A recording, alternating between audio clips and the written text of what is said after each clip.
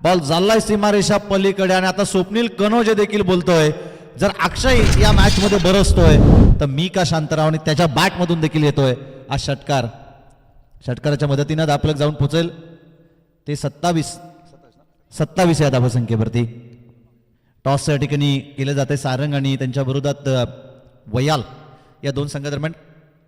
Toss जिंकला या ठिकाणी वयाल टीमनं. जो काय निर्णय आहे ना, निर्णय तुम्ही लगेच सांगा, कारण की तुम्ही टॉस करण्यासाठी उशिरा या ठिकाणी आलात.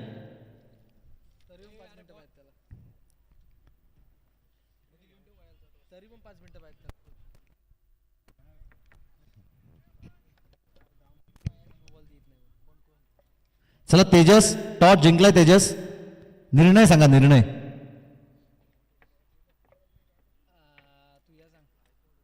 शेवटच्या आता 15 चेंडू आणि 22 धावसंख्येची गरज आहे.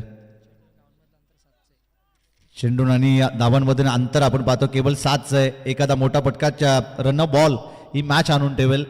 परंतु या अगोदर आपण पाहिलं ना, मयूर पिसेकर सर मुख्य व्यासपीठावरती बसले होते, त्यांनी अगदी चांगलं कानमंत्र देखील दिलं. त्यांची बाईट आपण पाहिली. खूप चांगलं त्यांनी सांगितलं की निसर्गाच्या सानिध्यात वसलेलं हे गाव आहे. परंतु त्यांनी जाता जाता एक उल्लेख केला की त्यांच्या स्पर्धेला आम्हाला समालोचन करण्याची ते संधी देतील.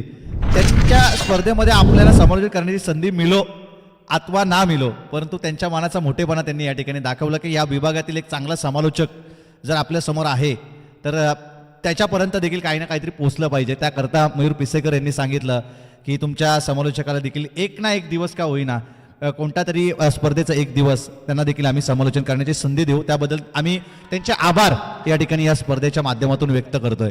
त्यांनी शब्द दिलाय आणि त्यांनी असं देखील उल्लेख केला की आम्ही शब्द देतो की तुमचं समालोचक आमच्या स्पर्धेमध्ये समालोचन करताना तुम्हाला पाहायला मिळेल. मनोज जाधव तिकडे खुश होते की बदलापूरला देखील आता अजिंक्य बोर्ड जातील. जाऊ आपण, जर आपल्याला आवर्जून ऑफिशियल कॉल मिळाला तर. बॅक टू बॅक लगातारचे हे 3 षटकार आणि या 3 षटकाराच्या मदतीनं आज सामना 39 धावा. हा फिल्डिंग, थँक्यू सो मच अलंकार.